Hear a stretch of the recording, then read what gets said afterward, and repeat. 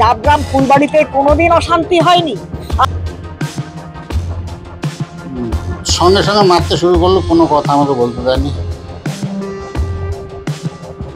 জানি না, আপনি হঠাৎ করে আমাকে ফোন করবেন, বলবেন সুভাষপল্লী আসতে।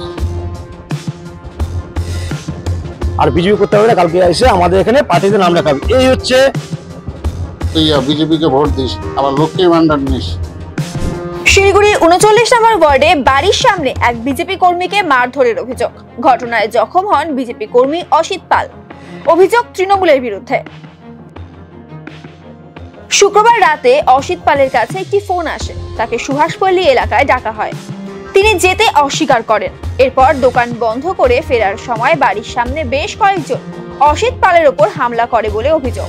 ঘটনায় গুরুতর জখম হন তিনি। চিৎকার শুনতে পেয়ে ছুটে আসেন পরিবারের সদস্যরা। পরবর্তীতে তাকে শিলিগুড়ি জেলা হাসপাতালে নিয়ে যাওয়া হয়। খবর পেয়ে ঘটনাস্থলে পৌঁছয় ভক্তিনগর থানার পুলিশ এবং বিজেপি নেতাকর্মীরা। অসিত পালের অভিযোগ, আমি বিজেপি করি তাই আমাকে মারধর করা হয়েছে। তৃণমূল নেতা সুরজিৎ ঘোষ মারধর করেছে, এমনকি তৃণমূল দলের নাম লেখানোর কথা বলা হয়েছে বলে অভিযোগ করেন তিনি। 9:15টার দিকে আমাকে একজন ফোন করে, আননোন নাম্বার। আমি ট্রু কলারে যা দেখলাম সুরজিৎ ঘোষ, সে নামটা উঠছিল সুরজিৎ ঘোষ। আর জিজ্ঞেস করলো, আপনি কি অসিত পাল? না, হ্যাঁ অসিত পাল। বললো, আপনি সোনার কাজ করেন তো? না, হ্যাঁ স্যার আমি সোনার কাজ করি। আমি বললাম, আপনাকে তো আমি চিনলাম না। বলছে, আমি কাশী জুয়েলার্স বিধান মার্কেট আছে না? হ্যাঁ আছে। বললো, কাশী জুয়েলার্স থেকে আপনার নাম্বারটা পেয়েছি। হ্যাঁ, আমার একটু সোনার জিনিস আছে, ওটা একটু টেস্ট করতে হবে। আমি বলি, স্যার আমি তো টেস্ট ফেস্ট করি না, আমি যে সোনার ডিপার্টমেন্টেই কাজ করি, কিন্তু আমি এই টেস্ট আমি করি না। টেস্ট যারা করে তাদের তো 8টা বাজলে দোকান বন্ধ হয়ে যায়, আজকে তো আপনি টেস্টও করতে পারবেন না। আর বলছেন, না আপনি একটুখানি করে দেন, কীভাবে করাবো? না আমি এগুলো করি না, যেগুলো আমি করতে পারবো না, আমি করতে পারবো না। বলছে, আপনার বাড়ি কোথায়? আমরা হায়দ্রাবাদ। বললো, আপনি একটু সুভাষপল্লী আসবেন? আমি বললাম, না আমি কেন যাবো সুভাষপল্লী? আমি আপনাকে চিনি না, জানি না, আপনি হঠাৎ করে আমাকে ফোন করবেন, বলবেন সুভাষপল্লী আসতে। না আমি তো এখন দোকান বন্ধ করতে বাড়ি যাবো। আমি সুভাষপল্লী কেন যাবো?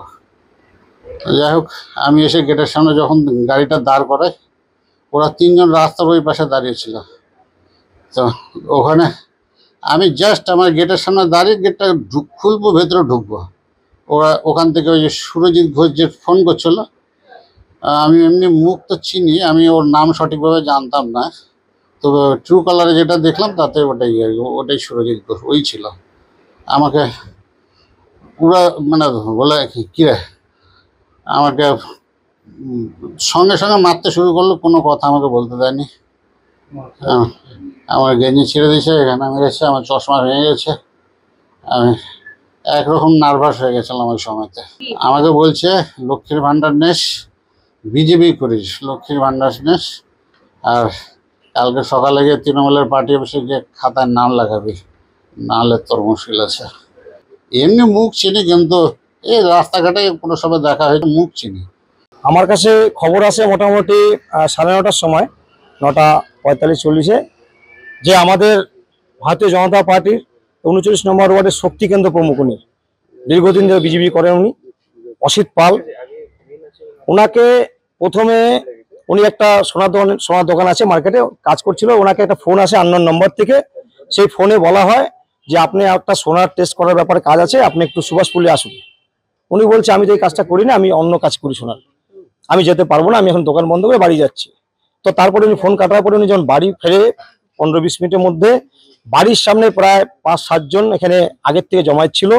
তারা ওনাকে বাড়িতে ঢোকার সময়, গাড়িটা আটকিয়ে বাড়িতে ঢোকার সময় তাকে মানে কোনো কথা না বলে মারধর করে, ওনাকে মারধর করে বেধড়ক মারে। ওনার মাথায় হেলমেটটা ছিল, ওটা বেঁচে যায়, উনি বললো যা, চশমা ভেঙে দেয়, জামা ছিঁড়ে দেয়, মাথায় অনেক ঘুষি মারা হয় তাকে, মানে হাত দিয়ে প্রচুরভাবে বুকে আঘাত করা হয়, বুকে চোট করা হয় তাকে লাস্টে বলা হয়, এটুকু যা শুনলাম, তাকে বলা হয় যে কালকের থেকে আমাদের ওখানে তৃণমূলের পার্টি অফিস আছে, সেই পার্টি অফিসে গিয়ে তোর নাম লেখাবি, ঝান্ডা ধরবি, না ধরলে তোকে মানে এরপরে তোর ব্যবস্থা করা হবে, মানে হুমকি দেওয়া হয়, মানে মেরে ফেলা হবে তোকে দরকার পড়লে।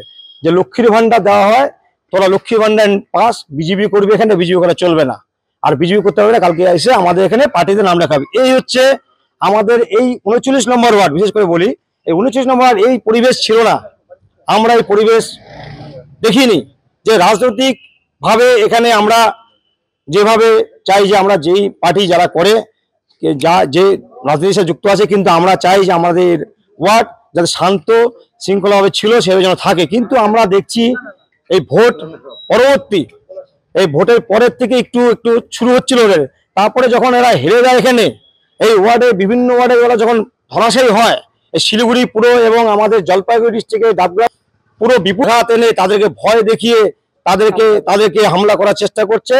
এবং তাদেরকে এখন তো জাস্ট বাড়ির সামনে ওনাকে মারলো, হয়তো এরপরে বাড়ির ভিতরে ঢুকে তাদের ফ্যামিলির উপরে অ্যাটাক করা হবে, আমরা আশঙ্কায় ভুগছি, তার বাড়ির লোক আশঙ্কায় ভুগছে। হ্যাঁ, বিজেপি করে সে কারণে মেরেছে। ওনাকে বলা হয়েছে যে কালকে পার্টি অফিসে গিয়ে ঝান্ডা ধরতে হবে, পার্টি করতে হবে আমাদের তৃণমূল, না হলে এখানে থাকতে পারবে না, পার্টি করা চলবে না, এখানে বিজেপি করতে দেওয়া হবে না, এইভাবে তাকে হুমকি দেওয়া হয়। আমরা তার প্রতিবাদ জানাই। আমরা আজকে নিয়ে যাবো হাসপাতালে, কারণ কিছুক্ষণ আগে ওনাকে হাসপাতালে নিয়ে যাচ্ছিলাম। অভিযোগ আমরা পুলিশকে ডেকেছি, পুলিশ এসছে, আমরা অভিযোগ করবই, অভিযোগ করবো। আমরা অভিযোগ করার পরে যদি প্রশাসন তার পুরো ব্যবস্থা না নেয়, এই গুন্ডা বাহিনী, এই তৃণমূলের, এরা আমাদের ইলেকশনের সময় এরা আমাদের নামে অনেক খারাপ বলেছে, যে আমাদের ওরা হাওয়ায় ঝান্ডা কিংবা ফ্ল্যাগ যখন ছিঁড়ে যাচ্ছিল, আমাদের ফেসবুকের মধ্যে বিভিন্ন জায়গায় বলা হচ্ছিল যে বিজেপির গুন্ডা বাহিনী আমরা। কিন্তু আমরা জানি আমরা এখানে কোনো রকম ভারতীয় জনতা পার্টি যারা কার্যকর্তা, আমরা ভারতীয় জনতা পার্টি একটা শৃঙ্খলা, নিয়ম শৃঙ্খলার দল। আমরা যে দলটা করি আদর্শ নিয়ে করি, এদের কোনো দলের আদর্শ নেই। এদিকে ঘটনা নিয়ে শনিবার ভক্তিনগর থানায় লিখিত অভিযোগ দায়ের করেন ডাবগ্রাম ফুলবাড়ির বিজেপি বিধায়ক শিখা চ্যাটার্জি সহ বিজেপি নেতৃত্বরা। থানার সামনে বিক্ষোভও দেখান তারা। এই বিষয়ে ফুলবাড়ির বিধায়ক শিখা চ্যাটার্জি বলেন, আমাদের কর্মীকে মারধর করা হয়েছে, জোর করে অন্য দল করানোর কথা বলা হচ্ছে, এভাবে গণতন্ত্রকে কেড়ে নিচ্ছে তৃণমূল, এমনটাই অভিযোগ করেন তিনি।